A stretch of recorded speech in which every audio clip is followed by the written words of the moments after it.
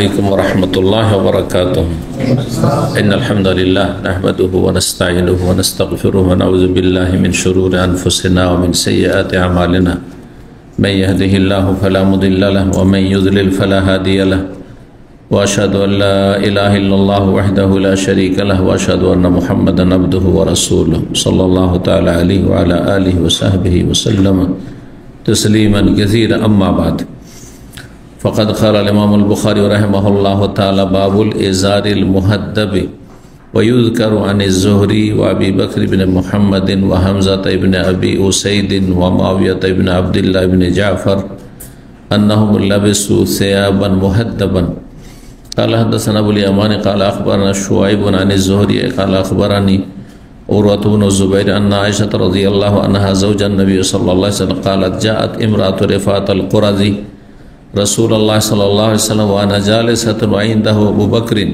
فقالت يا رسول الله إني كنت تحت رفاعة فطلقني فبت طلاقي فتزوجت بعده عبد الرحمن بن الزبير الحديث সম্মানিত ভাতৃমণ্ডলী, আল্লাহ রাব্বুল আলামিনের প্রশংসা এবং প্রিয় নবী সাল্লাল্লাহু আলাইহি ওয়াসাল্লামের উপর সালাত ও সালামের পর আজ সোমবার 19শে জমাদাল উলা 1447 মোতাবেক 10 নভেম্বর 2025 আমাদের ধারাবাহিক আলোচনা সহিহুল বুখারীর পোশাক পর্ব নম্বর 2।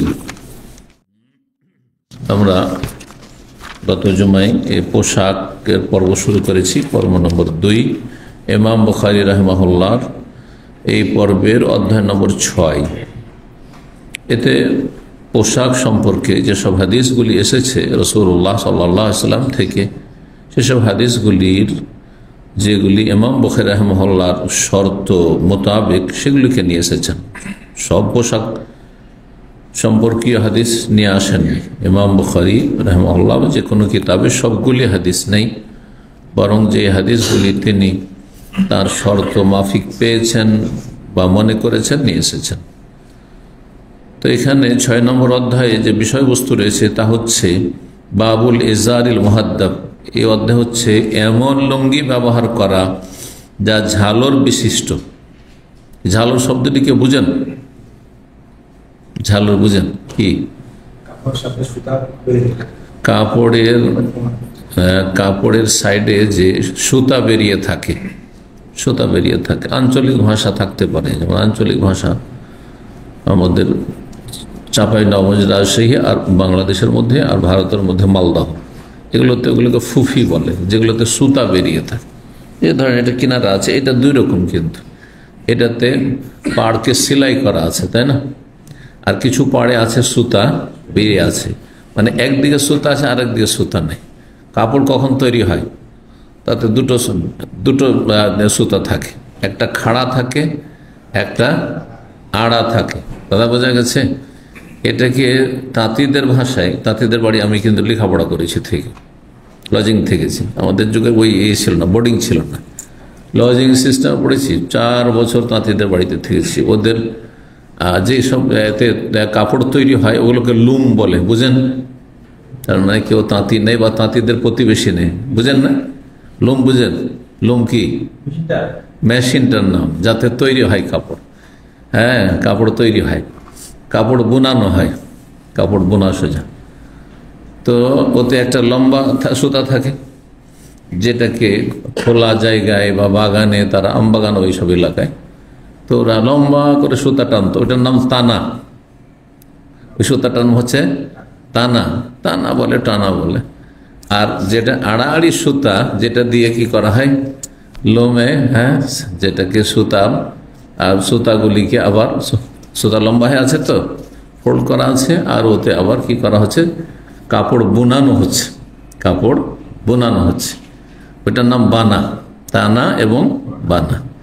তানা লম্বাটা, আর বেড়া বা আড়া যেটা, সেটা হচ্ছে বানা। দুটো দিয়ে কাপড় তৈরি হয়। দুটো একটা যদি থাকে, বেরিয়ে আছে। আজকাল কিছু প্যান্ট বেরোচ্ছে, জেন্টস প্যান্ট, দেখেছেন?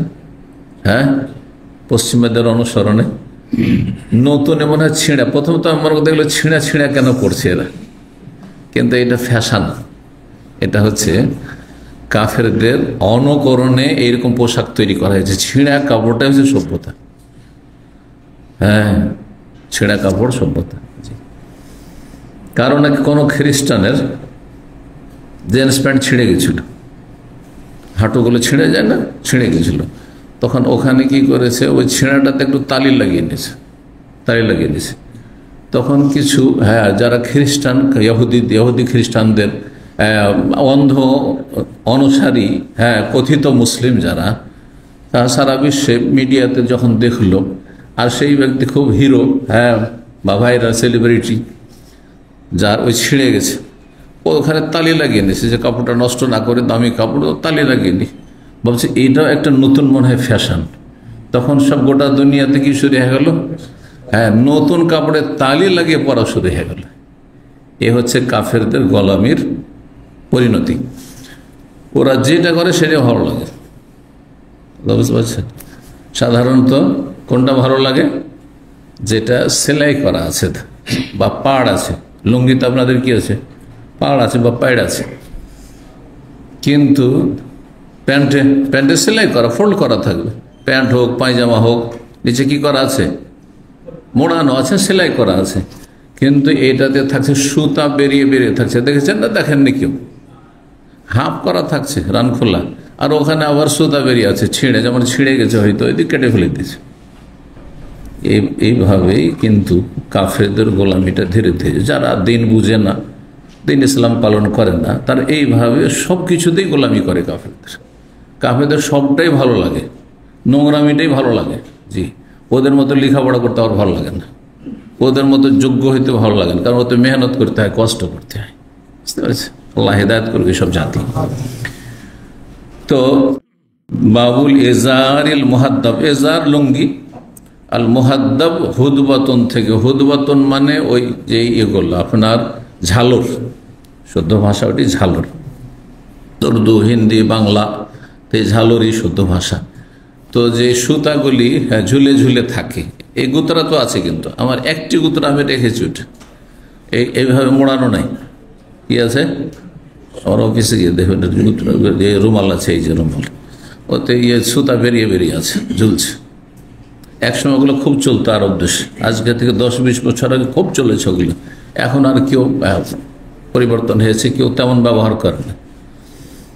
কিন্তু আমার একটি আছে, তো আছে, একটা দেখেছি, ওটা স্মৃতি আছে। তো যাই হোক, কি বলছিলাম, মুহাদ্দাব এমন কাপড় যাতে কি আছে, ঝালর বা সুতা ঝুলতে আছে। যদি লুঙ্গি কেউ পরে বা পায়জামা পরে আর ওইভাবে সেলাই করে মুড়িয়ে না রাখে, আর তাতে আপনার সুতা ঝুলতে আছে, তাও জায়েজ আছে। কিন্তু নাজায়েজ কখন হবে কোনো কিছু? যখন আপনার মগজ মস্তিষ্কে বসে আছে যে এটা খ্রিস্টানরা করে, এটা সাদা চামড়ারা করে, কাফের করে, আর ওরা আমাদের চাইতে উন্নত, তো তাদের অনুকরণ করুন, এটা তখন হারাম হয়ে যায়। এই জন্য বিবাহিতা মহিলা যদি চুল ছোট করে এখান পর্যন্ত রাখে, কিসের জন্য? যে চুলে কষ্ট দিচ্ছে, অথবা ওকন হয়ে যাচ্ছে, অথবা স্বামী চাইছে যে মাঝে মধ্যে এরকম করে রাখো, শুধু এতটুকু হয়তো জায়েজ। কিন্তু যদি না, খ্রিস্টান মহিলারাকে দেখা যায় যে ওরা চুলকে কেটে কেটে রাখে, তো তাদেরটা ভালো লাগে, সেজন্য আমি তাদের মতো হব, তাহলে তখন হারাম হয়ে যাবে। কারণ রাসূলুল্লাহ মানতে সাব্বাহ বিকওমিন ফাহুয়া মিনহুম, কোনো মুসলিম যদি কোনো বিজাতি কাফেরদের বেশভূষা গ্রহণ করে, সদৃশ্যতা অবলম্বন করে, তো তাদের দলভুক্ত হবে, তাদের সাথে তাদের হাসুর হবে। নিয়ত নির্ভর করছে যে আপনি কি দুর্বল মনে করছেন নিজেকে, যে মুসলিম হয়ে আমি কমজোর দুর্বল হয়ে গেছি, মুসলিম মানে গোলাম কাফেরদের, তাহলে এই মানসিক গোলামিটা নিকৃষ্ট গোলামি আপনার। তাহলে আপনার জীবনটা হচ্ছে আপনার ওই বিজাতিদের অনুসরণের জীবন, আপনি স্বাধীন হননি। যতই বলেন যে স্বাধীন দেশে বাস করছি, এগুলো শুধু মিছা কথা, এসবের বাস্তবতা কিছু নেই। পশ্চিমাদের আইন দিয়ে বিচার হচ্ছে, আর সেটাকে আপনি মেনে নিয়েছেন সাদরে, তাহলে এটা হচ্ছে গোলামি। গোলাম। এই গোলামকে ছুঁড়ে ফেলতে হবে, তাগুতকে অস্বীকার করতে হবে। তাগুত মানুষের তৈরি বিধান। মানুষ যখন কোনো ক্ষেত্রে গোলামি শুরু করে, তো এক একটা করে নিজেকে মনে করে যে আমি দুর্বল, হ্যাঁ আমরা কমজোর, আর ওরা হচ্ছে সিনিয়র, আমি জুনিয়র। না, একজন মুসলিম কখনো জুনিয়র না, কখনো ছোট না। তার রবের সাথে সম্পর্ক আছে, তার আল্লাহর দিনের সাথে সম্পর্ক আছে, তার রহমতুল্লিল বিশ্বজানের রহমত রাসূলুল্লাহ সাল্লাল্লাহু আলাইহি সাল্লামের সাথে সম্পর্ক আছে, সেখানে কমজোর হবে। জি, এই মনোমানসিকতা রাখতে হবে। জি, তাহলে আল্লাহ বিজয় দান করবে। তো ঝালর বিশিষ্ট লুঙ্গি পরা বা পায়জামা পরা অথবা প্যান্ট পরা জায়েজ রয়েছে, কিন্তু কাফেরদের গোলামি নিয়ত না থাকে। ওই রকম যদি কোনো সমাজে চলে আর ব্যবহার করছেন, অসুবিধা নেই। মহিলাদের মেলা কাপড় আমাদের দেশে এরকম ঝালর বিশিষ্ট, কোনো অসুবিধা নেই। ওয়াইল কোরআন জোহরি বর্ণনা করা হয়েছে ইমাম জোহরি থেকে।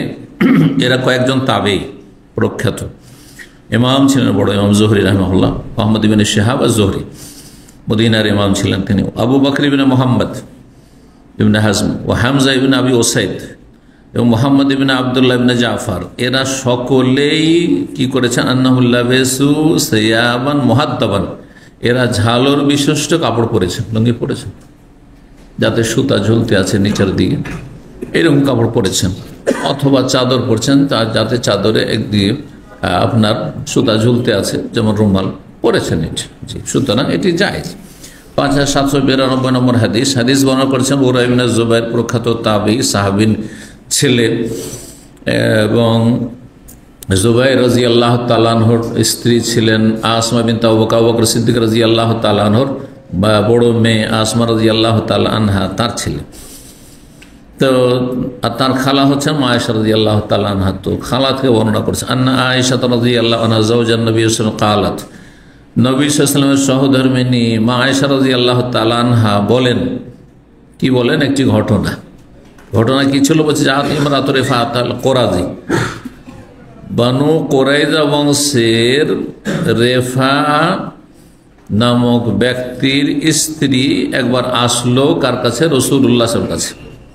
রেফা কোরাজি নামক এক ব্যক্তি, যেই ব্যক্তির স্ত্রী আসলো রাসূলুল্লাহ সাল্লাল্লাহু আলাইহি ওয়াসাল্লামের কাছে এক সময়। বলছেন মা আয়েশা ওয়ানা জালিসাতুন, সেই সময় আমি বসেছিলাম।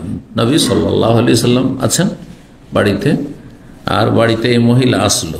ওয়াইন্দাহু আবু বকর, নবী সাল্লাল্লাহু আলাইহি ওয়াসাল্লামের কাছে আবু বকর সিদ্দিক রাদিয়াল্লাহু তাআলা শ্বশুর সাহেবও ছিলেন, শ্বশুর জামাই আছেন, আর নবী সাল্লাল্লাহু আলাইহি ওয়াসাল্লাম সহধর্মিণী আবু বকর সিদ্দিক রাদিয়াল্লাহু তাআলা আনহুর মেয়ে মা আয়েশা রাদিয়াল্লাহু তাআলা আনহা আছেন। ফাকালাত, সেই মহিলা এসে বলল, ইয়া রাসূলুল্লাহ, হে আল্লাহর রাসূল।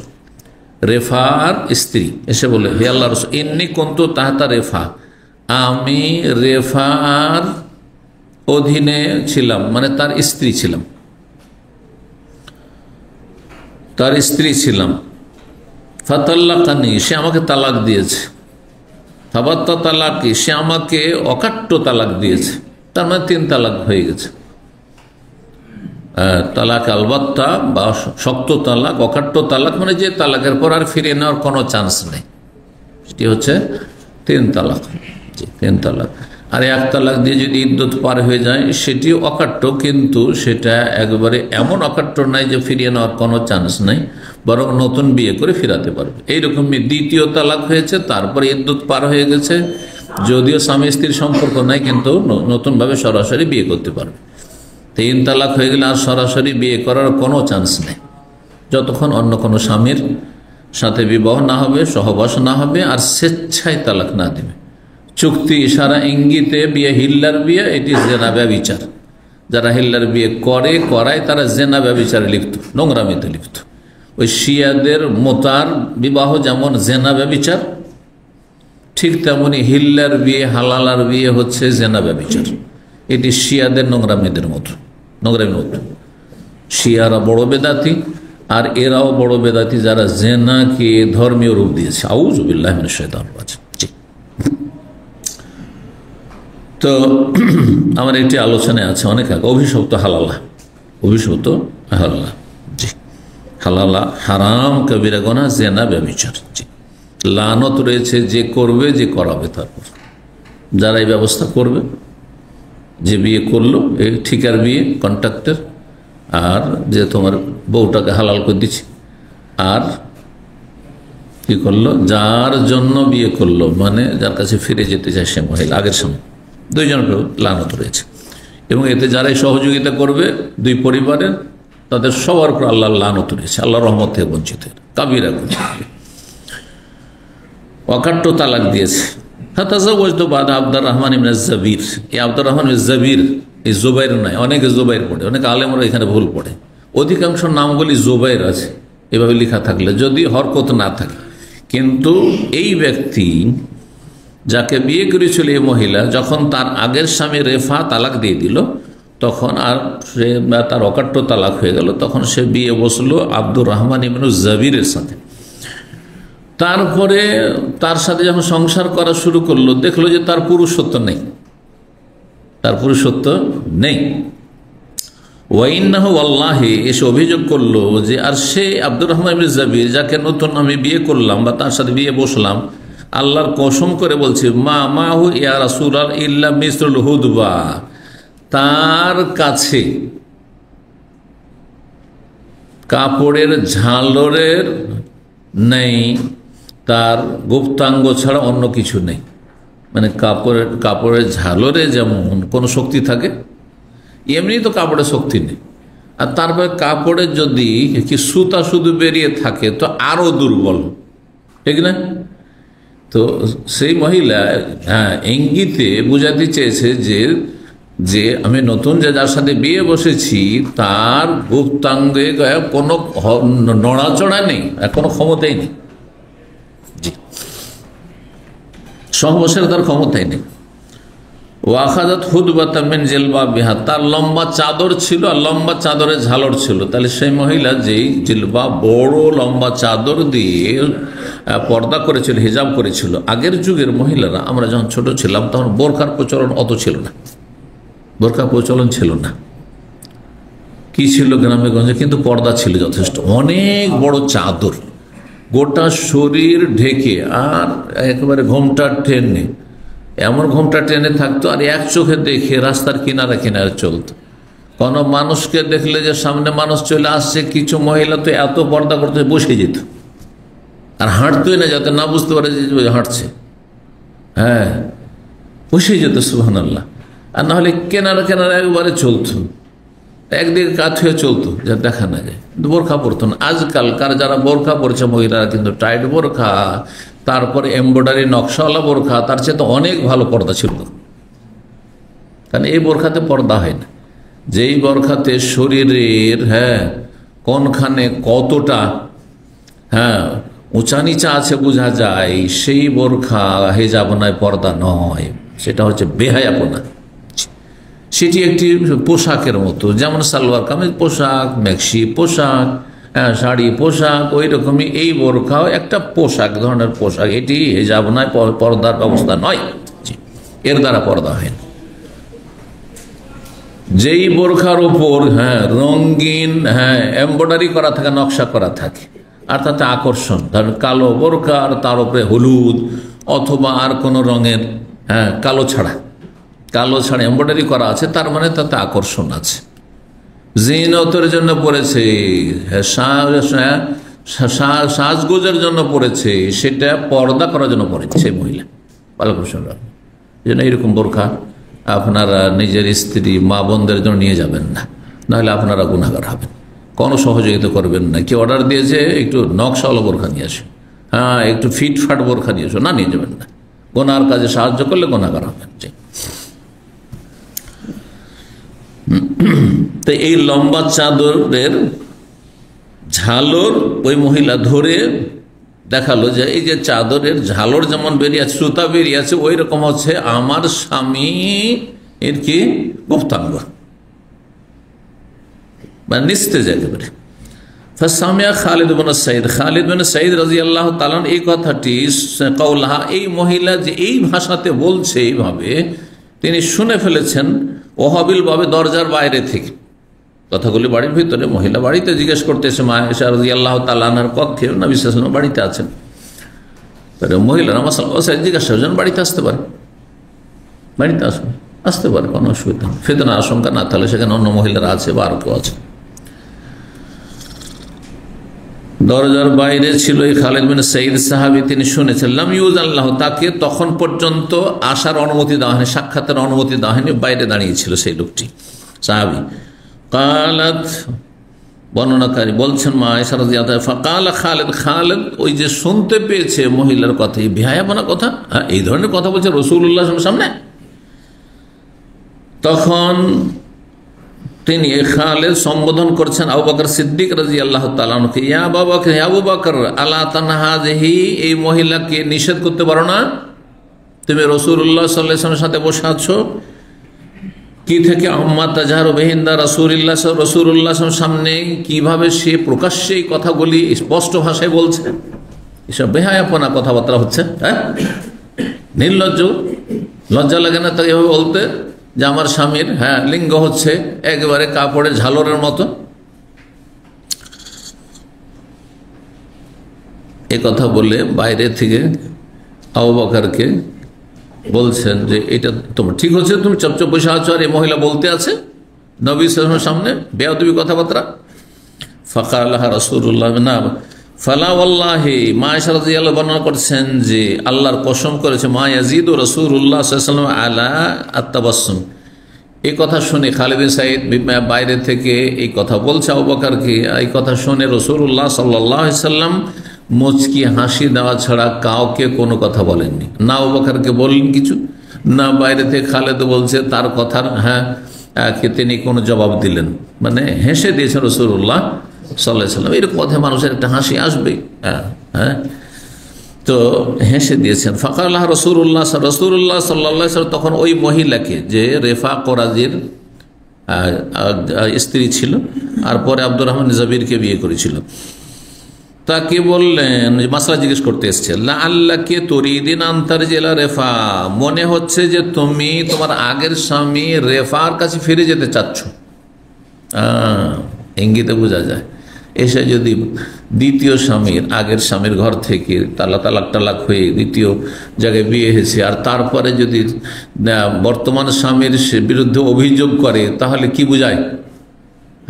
যে ভালো না, এর কাছে থাকতে চাই না, তার হয়তো আগের স্বামীর কাছে ফিরে যেতে চাই।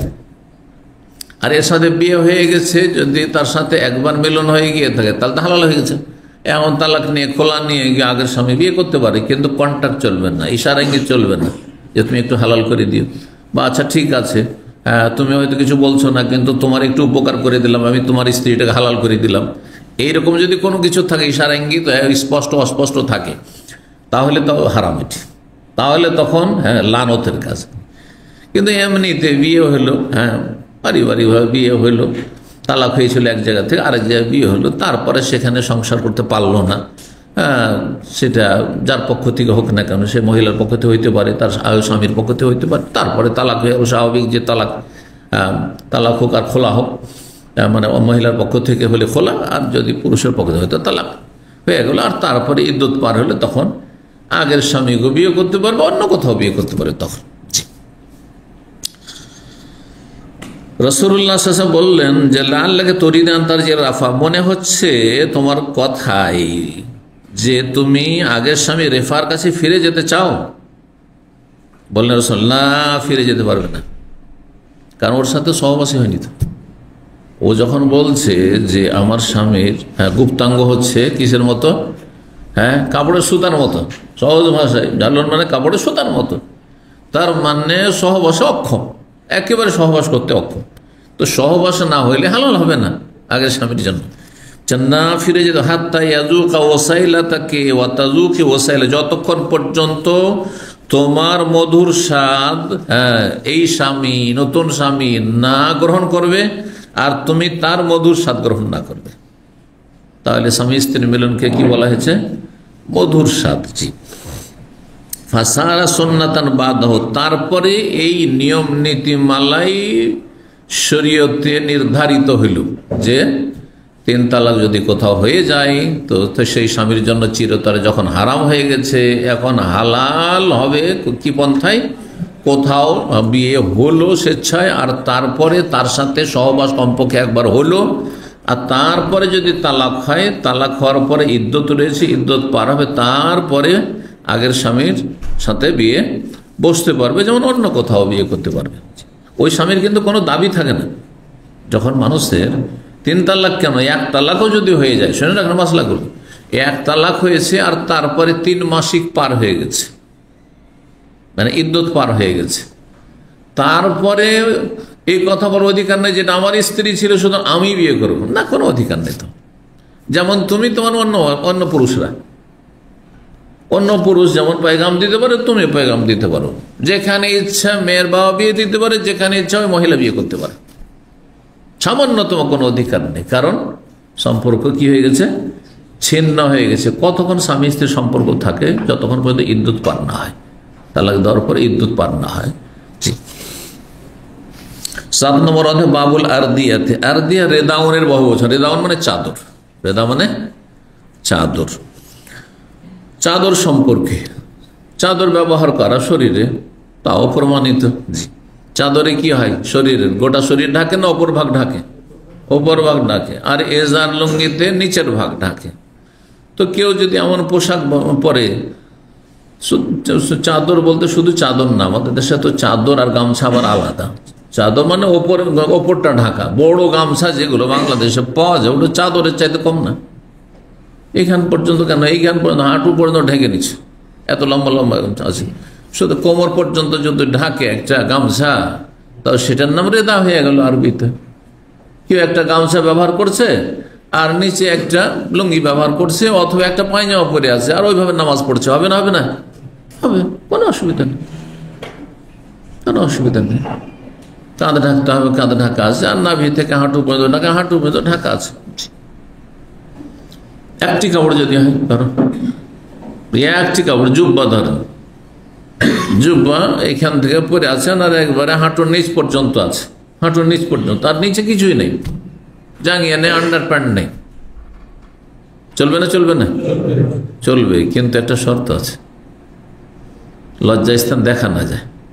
আজকালকার এইসব পাতলা কাপড় তো 1400 বছর আগে ছিল না, এমন পাতলা কাপড় না, এক সাদা কাপড় যেগুলো অধিকাংশ পাতলা, হ্যাঁ, সেগুলোতে একটু আলোর জায়গায় দাঁড়ালে লজ্জাস্থান দেখা যেতে পারে, তখন জায়েজ হবে না, নামাজ পড়াও জায়েজ না, আর এমনি ওইসব পরে থাকাও জায়েজ হবে না। তাহলে নিচে কি হইতে হবে? হাফ প্যান্ট হইতে হবে। দেখেন অনেক আরবরাকে হাফ প্যান্ট পরে থাকে, একবারে জাঙ্গিয়া নয় কিন্তু হাফ প্যান্ট পরে থাকে, আন্ডার প্যান্ট যেগুলো আমরা আগের যুগে বলতাম, তো হাফ প্যান্ট পরে থাকে সাদা, যেটা হাঁটুর ওপর উঠে আছে, আর তারপর সাদা জুব্বা পরে আছে। তো দেখা যাচ্ছে যদি রান বেশি অংশ খোলা থাকে তাহলে হবে না, কিন্তু তো হাঁটুর কাছাকাছি পর্যন্ত ঢাকা আছে আর তার উপরে জুব্বা আছে, অসুবিধা নেই, ঢাকা আছে, লজ্জা স্থান দেখা যাচ্ছে না। কিন্তু এই রঙিনগুলো যদি হয় যে আপনারা পরে আছেন, এগুলো যথেষ্ট, এগুলো নিচে কিছু না থাকলেও কোনো অসুবিধা নেই। ওটা তো আপনার মনের ব্যাপার যে ভিতরে কিছু রাখবেন, পায়জামা রাখবেন না, আপনি জাঙ্গিয়া রাখবেন না, আন্ডার প্যান্ট রাখবেন না, কিছু রাখবেন না, কোনো অসুবিধা নেই। আবার এই যদি ঢাকা থাকলেই হল, বোঝা গেছে না? ওয়াকাল আনাস, আনাস রাদিয়াল্লাহু তাআলা আনহু বলেন, জাওয়াজা আরাবিয়ুন রিদা আন-নবী সাল্লাল্লাহু আলাইহি ওয়াসাল্লাম, জনৈক বেদুইন নবী সাল্লাল্লাহু আলাইহি ওয়াসাল্লামের চাদর ধরে টান দিয়েছিল। বেদুইন অসভ্য, যাযাবর, এরা আপনার ওই ওটার পালে বা বকরির পালে বসবাস করে, জীবনযাপন করে, যেখানে ঘাস, যেখানে চারণভূমি, যেখানে পানি, সেখানে ওট নিয়ে অথবা ছাগলের পাল নিয়ে থাকে। এরা কোনো সভ্যতার ছোঁয়ায় আসেনি, যার ফলে আদব কায়দা থেকে অনেক দূরে, তাদের শিক্ষা নেই, হ্যাঁ, বা কোনো সভ্যতা নেই। তো এসেছে, নতুন মুসলমান হয়েছে আর রাসূলুল্লাহর কাছে এসেছে, আর দেখছে সবাইকে নবী সাল্লাল্লাহু আলাইহি সাল্লাম দিচ্ছেন, তো ওকে দিতে হয়তো লেট হয়েছে বা লাইনে একটু দেরি হয়েছে, হ্যাঁ, বা হয়তো দিয়ে শেষ হয়েছে, তখন নবী সাল্লাল্লাহু আলাইহি ওয়াসাল্লাম চাদর ধরে টান দিয়েছে, জামাকে দেন, বুঝতে পেরেছেন? আর নতুন মুসলমান সবাই যে অন্তর থেকে হয় তা হয় না, অনেকে অন্তর থেকে হয় না, অনেকে দুনিয়ার বিভিন্ন গরজে ইসলাম গ্রহণ করে, কেউ বিয়ে করার জন্য করেছে, কেউ তাকে কেউ কিছু টাকা পয়সার প্রলোভন দিয়েছে হয়তো, কথা বুঝতে পারেন, কেউ একটু স্বার্থে, চাকরির স্বার্থে, যে ভালো বেনিফিট পাবো সেই জন্য, কিন্তু তার জীবনের কিছুই বদলেনি, না 5 ওয়াক্ত নামাজ পড়ছে, না ইসলাম শিখলো, কিছুই না, কিছুই না। তাহলে ইসলামের কোনো মূল্য নেই, এই ইসলামের কোনো মূল্য নেই, সামান্যতম কোনো মূল্য নেই। যেমন যে 1 ওয়াক্ত নামাজ পড়ে না আর জন্মসূত্রের মুসলিম, তার ইসলামের কোনো মূল্য নেই, ইসলাম থেকে খারিজ, ইসলামের বাইরে এরা। জি, আল্লাহ হেফাজত করুন। এই জন্য মনে রাখবেন যে আল্লাহর নিয়ামত জন্মসূত্রে পেয়েছেন, যে পেয়েছেন আর পেয়েছি, 14 বছর পর্যন্ত আপনি বাই চান্সে মুসলিম হয়ে আছেন, মানে চান্স পেয়ে গেছেন, বেটার চান্স, যে আপনার বাপও মুসলিম, মাও মুসলিম, মুসলিম পরিবারে জন্ম, সেই জন্য আপনি বাই চান্সে কি হয়ে গেছেন, মুসলিম। কিন্তু যখনই সাবালক হবেন, সাবালক হওয়ার কোন লক্ষণ যদি না পাওয়া যায়, তো 15 বছর, তার আগে লক্ষণ চলে আসে, বেশ কিছু লক্ষণ আছে, সেটা 12-13 বছরে চলে আসে পুরুষদের। যখনই 15 বছরে ঢুকে গেলেন, তখন এখন বাই চয়েস মুসলিম হইতে হবে, চয়েসের মাধ্যমে মুসলিম হইতে হবে। হয় ইসলামের পথে থাকো, আর না হলে অন্য পথ নাও, কি করবে করো। যে ইসলামে থাকতে চাই, যে ইসলামে থাকলে 5 ওয়াক্ত নামাজ পড়ো, 5 ওয়াক্ত নামাজ পড়লে মুসলিম থাকলে, আর 5 ওয়াক্ত নামাজ ছেড়ে দিলে আর মুসলিম থাকলে, তুমি আর ইহুদি, নাসারা, খ্রিস্টান, হিন্দুদের কোনো পার্থক্য নেই। জি, ভালো করে শুনে রাখেন। এখন বাই চান্স চলবে না, আর চান্স, এই চান্স কোনো কাজে আসবে না। এখন বাই চয়েস মুসলিম হইতে হবে। যেমন একজন অমুসলিম যদি মুসলিম হতে চায়, তাহলে তাকে কি বলবো, কালেমা পড়ে ইসলামে ঢুকো।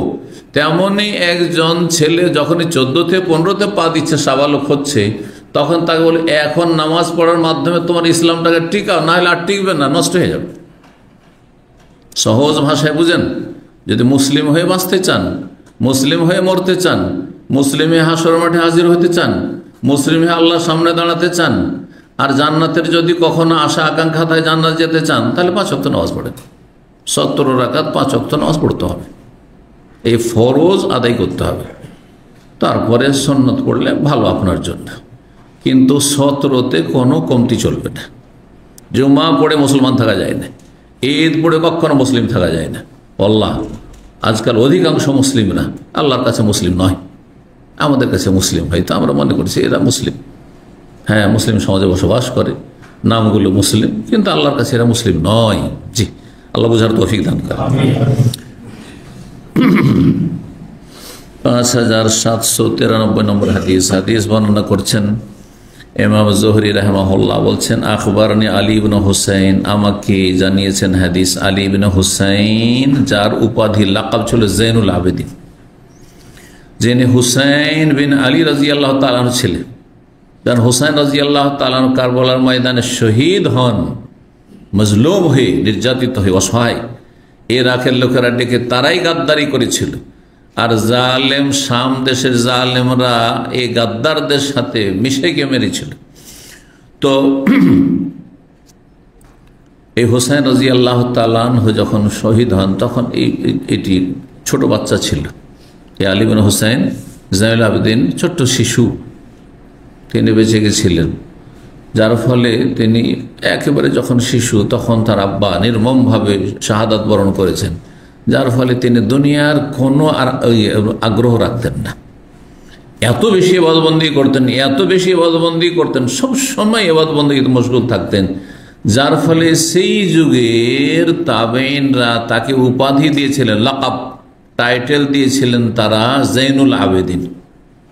জৈনুল আবেদিন নামটি অত্যন্ত সুন্দর, কিন্তু আমাদের দেশের অধিকাংশ জয়নাল আবদিন, জৈনুল আবেদিন তারা বলেন না, নাম কি করে দেয় বিকৃত করে, জয়নাল আবদিন। আর জয়নাল, আমাদের দেশের অধিকাংশ জয়নাল আবদিনগুলি জয়নাল আবদিন নয়, শাইনুল আবেদিন। তাহলে শোন, আরবিতে জৈনুল আবেদিন, জৈন মানে হচ্ছে জিনত, সাজ, আর আবেদিন এবাদতকারী, এবাদতকারীদের সাজ, হ্যাঁ মানে অলংকার, এবাদতকারীদের, এবাদত গুজার যারা আল্লাহর এবাদতকারী, তাদের অলংকার তিনি। আর শাইনুল আবেদিন মানে এবাদতকারীদের আইব, দোষ, এর নাম শোভা পায় না বেনামাজের জন্য জৈনুল আবেদিন। যে ইবাদতে অগ্রগামী হবে তার জন্য উপাধি শোভা পায়। আল্লাহ বুঝার তৌফিক দান করেন।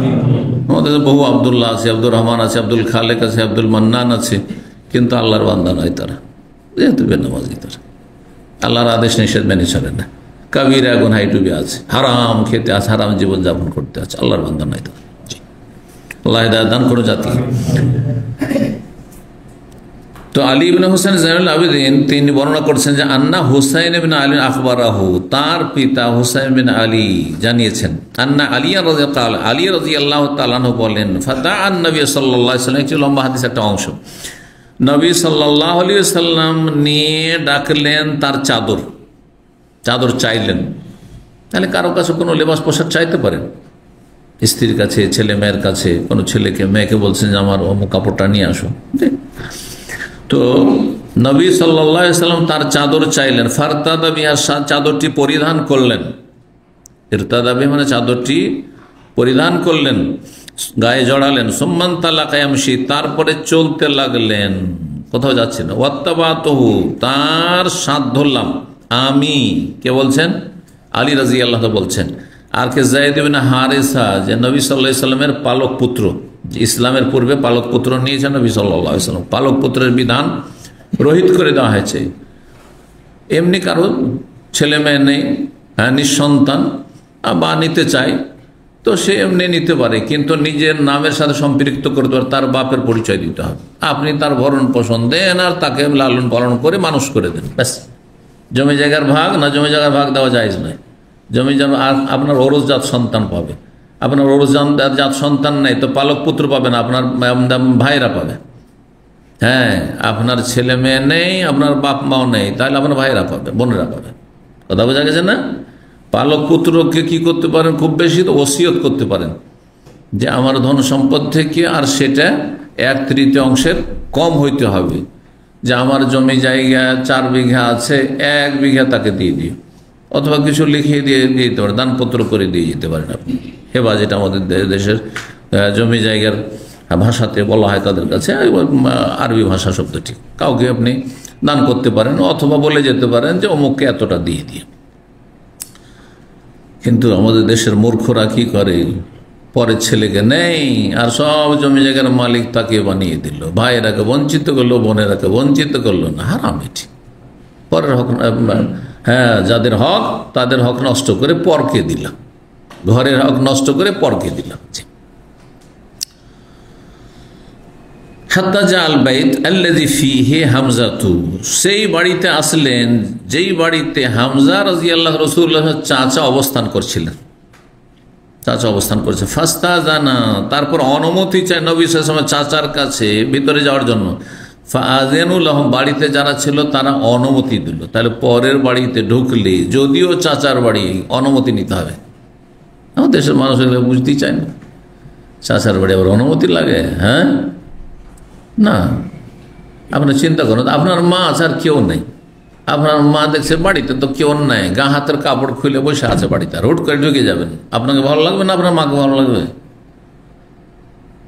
এইটুকু বুঝে নিলেই তো হয়। তাহলে আপনার চাচার বাড়িতে চাচি আপনার চাচির মাহারাম না, চাচি নর মাহারাম। চাচা মারা গেলে চাচা ছেড়ে দিলে আপনি বিয়ে করতে পারেন চাচিকে। আমাদের সে মামার বাড়িতে ঢুকে, হ্যাঁ, যুবক ছেলেরা মামির সাথে গল্প করে বসে বসে, মনে করেন মামি মনে হয় খালার মতো আর ফুফুর মতো। না, মোটেই না। খালা ফুফুর মাহারাম আপনি, কিন্তু মামি কেউ না আপনার। মামির সাথে কোনো সম্পর্ক নেই আপনার। কি সম্পর্ক আছে? খালার সাথে সম্পর্ক আছে যে সে আপনার মায়ের বোন, আর ফুফুর সাথে সম্পর্ক আছে আপনার বাপের বোন। কিন্তু মামিকে, চাচিকে, আপনার চাচা বিয়ে করেছে, মামা বিয়ে করেছে, ওরা ছেড়ে দিলে, ও তালাক দিয়ে দিলে, অথবা মারা গেলে তো আপনি বিয়ে করতে পারবেন। ভাবির মতো তাহলে ভাবি, ভাই মারা গেলে, ভাই ছেড়ে দিলে ভাবিকে বিয়ে করতে পারেন আপনি, ছোট ভাইয়ের বউকে বিয়ে করতে পারেন, ছোট ভাই ছেড়ে দিলে অথবা ছোট ভাই মারা গেলে, ঠিক ওই রকমই আমি আর। কিন্তু আমাদের দেশের জাহালাতের, মানে কি বলবেন, যে জাহালাত, এমন অজ্ঞতা দিন সম্পর্কে, যে মনে করে যে মামি আর চাচি আবার এইখানে সব বড় গল্প করছে। আর কত যে অঘটন ঘটে, এগুলো তো চোখের আড়ালে থেকে যায়, কিছু কিছু জায়গায় ধরা খেয়ে যায় এই কলঙ্কগুলো। আল্লাহ হেফাজত করুন মুসলিম সমাজে। 8 নম্বর অধ্যায়, বাব লুবসিল কামিজ। এই অধ্যায় হচ্ছে জামা পরা, শার্ট। কামিজ মানে, কামিজকে কামিজ অনেকে বলে না? হ্যাঁ, কি বলেন আপনারা?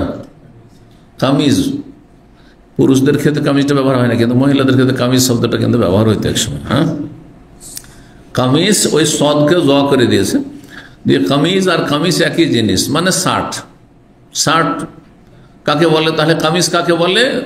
যাই এমন পোশাক যার দ্বারা শরীরের ওপর দিক ঢাকে, সেটা পাঞ্জাবির আকারে হোক, হ্যাঁ, আর ফুল শার্টের আকারে হোক, আর হাফ শার্টের আকারে হোক। এগুলো আগের যুগের নাম, কিন্তু এখন ব্যবহার করে না।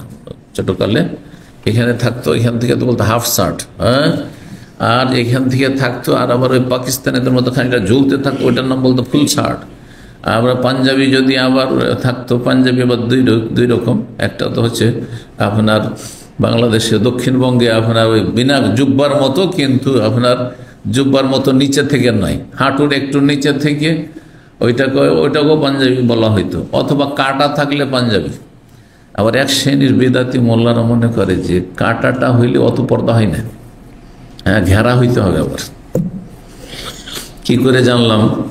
বিভিন্ন দেশের মানুষের সাথে, বিভিন্ন অঞ্চলের মানুষের সাথে দেখা সাক্ষাৎ না হইলে, আর মাসলা মাসাইলকেও না জানতে আসলে আমরা অনেক কিছুই জানতাম না।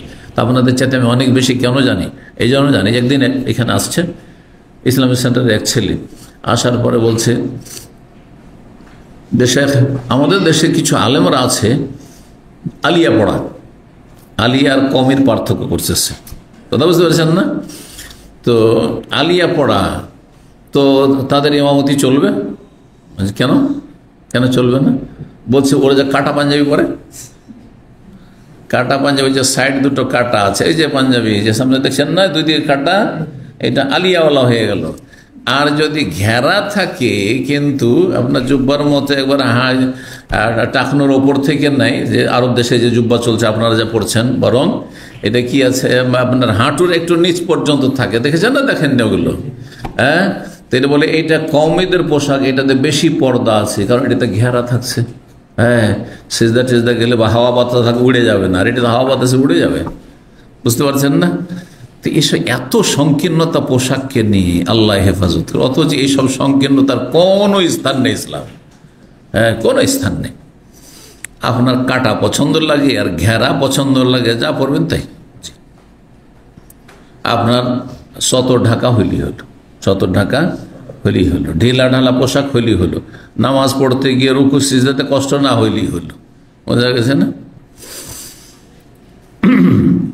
তো কামিজ পরা, জামা পরা জায়েজ। আল্লাহ তাআলা হেকায়াতান ইউসুফ আলাইহিস সালামের ঘটনা বর্ণনা করে আল্লাহ বলেছেন, ইযহাবু বিকামিসি হাযা ফালকুহু আলা ওয়াজহি আবি ইয়াতি বাসীরা। সূরা ইউসুফের আয়াত নম্বর 93-তে ইউসুফ আলাইহিস সালামের ঘটনা বড় চমৎকার ঘটনা। ইউসুফ আলাইহিস সালামের ঘটনায় যে কত শিক্ষণীয় বিষয় রয়েছে, কিছুই না শিখতে পারেন যদি এতটুকু শিখে রাখেন যে আল্লাহ যদি কোনো কিছু আপনার জন্য করতে চায়, গোটা দুনিয়া একদিকে আপনার কাছ থেকে কেড়ে নিতে পারবে না। ইউসুফ আলাইহিস সালামকে ওর ভাইরা সবাই মিলে, ওকে তো মনে করেছিল আমরা মেরে ফেলেই দিয়েছি, হ্যাঁ, ওকে কি করেছি, কূপে ফেলে দিয়ে চলে এসেছি, ও মরেই গেছে, ওইখানে মরেই গেছে। কিন্তু তিনি কি বললেন? ওর সেখান থেকে আল্লাহ উঠিয়ে নিয়ে যাওয়ার ব্যবস্থার লোক পাঠিয়ে দিলেন, উঠিয়ে নিয়ে যাওয়ার পর মানুষের জীবনে একই রকম অবস্থা থাকে না। কত সম্মানিত সম্ভ্রান্ত পরিবারের সন্তান, আর কত সুন্দর, দুনিয়ার সমস্ত মানুষের চাইতে সুন্দর ব্যক্তি ইউসুফ আলাইহিস সালাম, তাই না? তারপরও কত জুলম নির্যাতনের শিকার, আর তারপরে সেখান থেকে উঠিয়ে নিয়ে গিয়ে বাজারে বেচা কিনা শুরু হয়ে গেল, মানে ওকে গোলাম দাসে বিক্রি করে দেওয়া হলো। নবীর সন্তান, নবী হবেন আগামীতে, কিন্তু সে এখন চাকর, কৃতদাস। আজকালকার চাকরের মতো না, এমন চাকর যে কৃতদাস, কেনা চাকর, পণ্যের মতো কেনা বেচা হইতো, আর সামান্য মূল্যে বিক্রি করা। এত সুন্দর ছেলেকে সামান্য পয়সায়, কয়েকটা পয়সা বিক্রি করা হলো। আর তারপরে গিয়ে হইতে গিয়ে আল্লাহ এমন জায়গায় পৌঁছে দিলেন যে রাজ প্যালেসে গিয়ে তারা কিনে নিয়ে চলে গেল, সেখানে পৌঁছে গেলেন। আর সেখানে যাওয়ার পরে এমন দুর্ভিক্ষ দেখা দিল যে এই আর্থিক সংকটের সমাধান ইউসুফ আলাইহিস সালাম ছাড়া কেউ দিতে পারবে না, দেশের মানুষ তো না খেয়ে মরে যাবে। সুতরাং এমন কোন যোগ্য ব্যক্তি দেখো যেই ব্যক্তি এই আর্থিক সংকট থেকে দেশকে জাতিকে মুক্ত করতে পারে। তো ইউসুফ আলাইহিস সালাম ছাড়া আর কেউ নেই।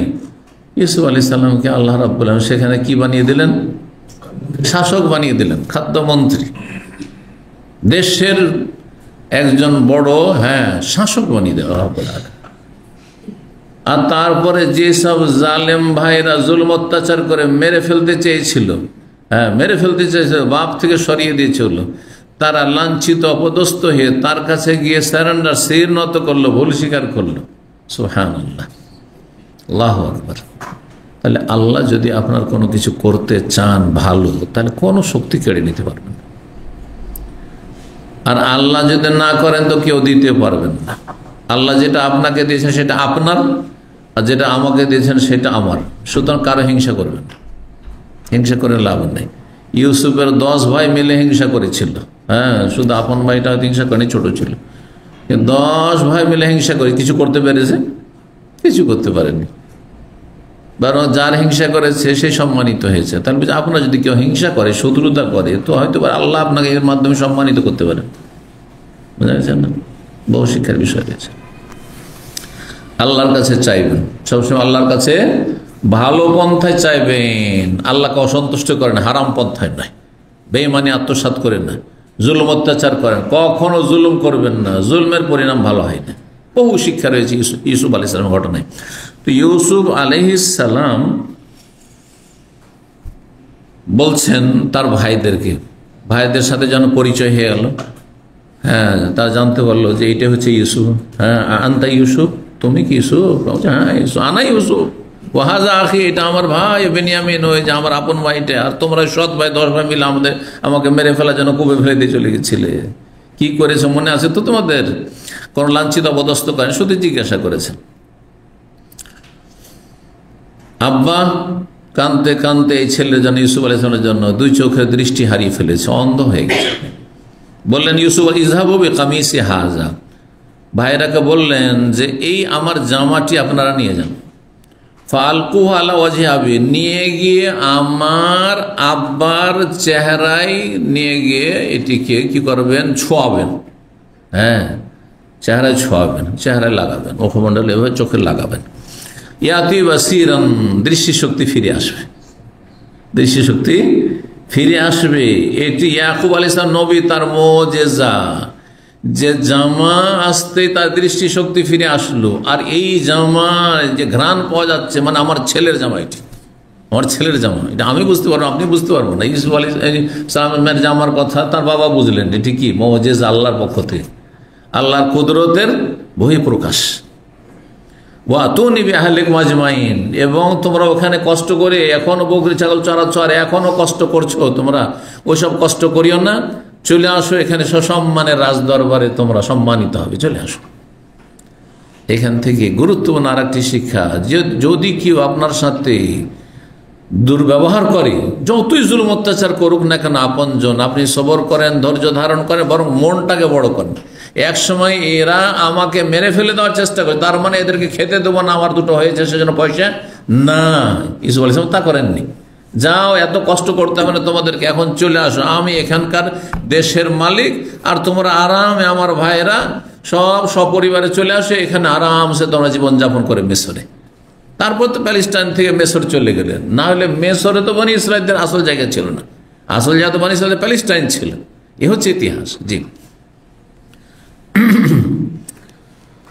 তো জামা সম্পর্কে তাহলে কোরআনে জামার কথা রয়েছে, সেটা যে এরকমই জামা পরে, এমনকি জুব্বা, যেটার নাম জুব্বা পড়ছেন বলছেন বা সব বলছে, এটাও কামিজ, কারণ এতে ওপরের শরীর ঢাকছে, তার সাথে নিচেও ঢাকছে, কোনো দোষ নেই, লম্বা হইতে পারে, সেটা ছোটও হইতে পারে। তো বলছেন তারপরে হাদিসে 5794 নম্বর হাদিস, আব্দুল্লাহ বিন ওমর রাদিয়াল্লাহু তাআলা আনহু হতে বর্ণিত, তিনি বলেন আন্না রাজুলান ক্বালা ইয়া রাসূলুল্লাহ, জনৈক ব্যক্তি জিজ্ঞেস করলো, ইয়া রাসূলুল্লাহ মা ইয়ালবাসুল মুহরিম মিনাস সিয়াব, মুহরিম ইহরামকারী ব্যক্তি কোন ধরনের কাপড় ইহরাম অবস্থায় পরতে পারবে? ইহরাম অবস্থায় যখন হজ উমরার নিয়ত করবে তখন কি পড়তে হয় পুরুষদেরকে? সেলাইবিহীন কাপড় পরতে হবে।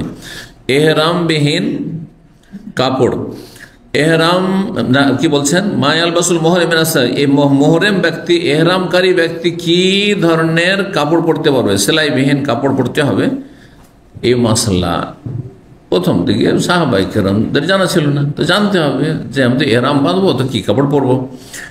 জিজ্ঞাসা ছিল যে মোহরেম ব্যক্তি কি ধরনের কাপড় পরবে, জিজ্ঞাসা ছিল ইতিবাচক, কোন কাপড় পরবে।